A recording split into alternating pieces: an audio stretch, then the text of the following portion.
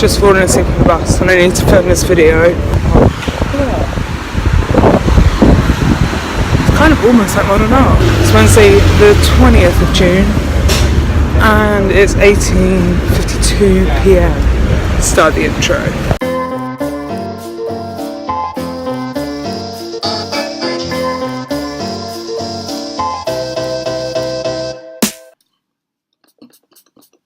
The Gorilla Girls getting misunderstood made me then think about whether the audience are right, and I considered whether it was me and whether I should dumb down my observations and dumb down my acts just to obtain a laugh, because essentially that's my only job on stage as the leader. My only job as a leader is to obtain the laugh on stage.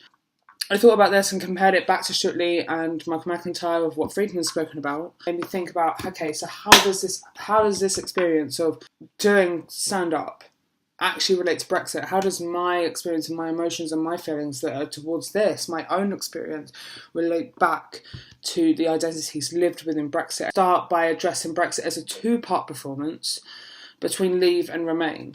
I've been questioned on whether Leave and Remain are relevant because of the fractured identities within both of those parties. Brexit's presented to us by the media as a one campaign pitted against the other, each with their own values. Each campaign has party leaders that speak to their audience, and the audience seeks some kind of level of commonality and relatability to the party's dialogue.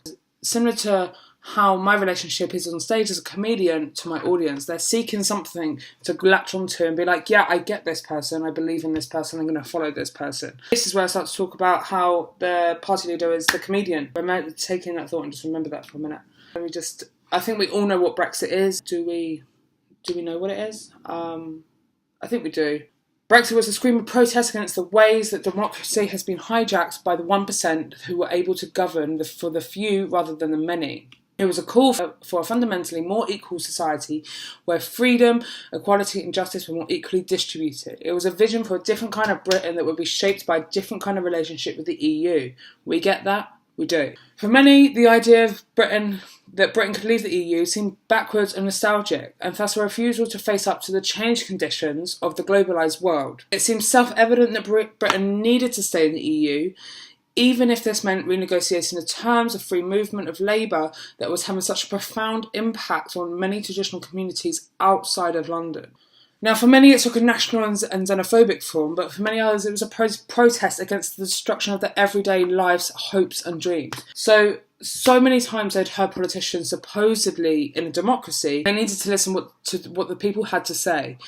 But their own experience had taught them that they were never going to be listened to because politicians didn't want to hear what they had to say, especially about the impact on their communities from mass migration from Eastern Europe. Many people felt angry about being made to feel like they must be racist to ask questions about immigration, and so they just stopped asking questions, just as they stopped listening to what the politicians had to say.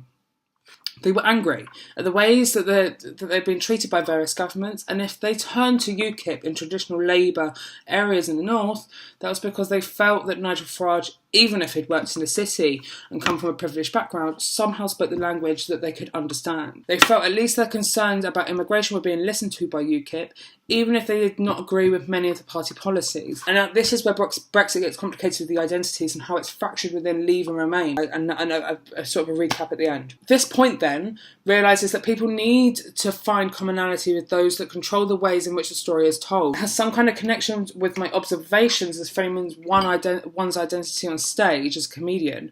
Despite addressing who you are, what you are, as in the party policies in this case of what you are, none of this matters if you tell a story that speaks directly to the hearts of the people who are concerned and you speak to what matters to them. So if you go back to me being on stage, it's their relationship with being bored on the tube that actually matters to them, not my political position as a woman on stage inciting the Gorilla Girls. This resonates even further if a solution is offered. In the context of the Leave campaign, this materialises into Project Fear, We're at Breaking Point, and that massive poster. humour. Within comedy, this is found within it's funny because it's true. It gives meaning to those everyday thoughts that were displaced or ignored beforehand. Both of these methods use an over-exaggerated description of the subject in question. This technique used in comedy ensures that the point being made gets across to the audience quickly and effectively. The comedian uses the laugh as a contract of agreement as well as the punchline itself. The fact that Farage had absolutely nothing in common with traditional Labour voters in the North, he is a part of the elite, he's worked in the city and he's benefited from a life of privilege. This meant on paper he had a hard gig for any comedian ahead of him. And why would they relate to him? It's almost absurd. But his ability to address who he was and quickly put that to the side allowed him to continue with what the people wanted to hear: immigration. He got them on side and got them to believe everything else he wanted to say. Project Fear created political polarisation as a result of exaggeration. Securing the trust with the audience members, he got them to then go out to alliterate because they had trust in him.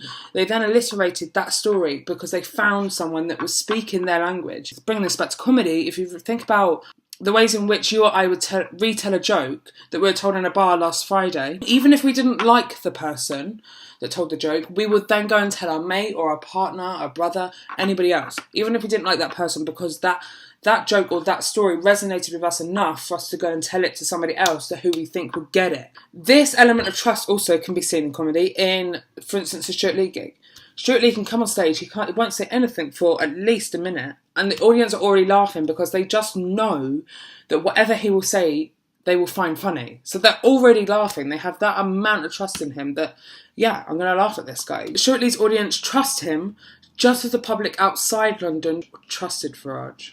For the Remain voters, largely made up of young people in the population inside the M25, they were living lives where multiculturalism was all around them, or their imagined futures allowed them freedom of movement in and around Europe. Cameron was more concerned with settling arguments within the Conservative government. On top of this, the media, which is now largely a part of the same London elite as the politicians, weren't focused on what was happening across the country, but were focused on the debates, the absurd debates between figures that the public no longer cared about by this point. So as a very loose comparison, the same thing happened with my joke about the Gorilla Girls. The audience weren't concerned about a reference that fully supported my political position on stage. Rather, they were concerned with the everyday mundane issues they experience and can easily relate to. Why would they care about a political manifesto written in 1987? Or 1984, actually.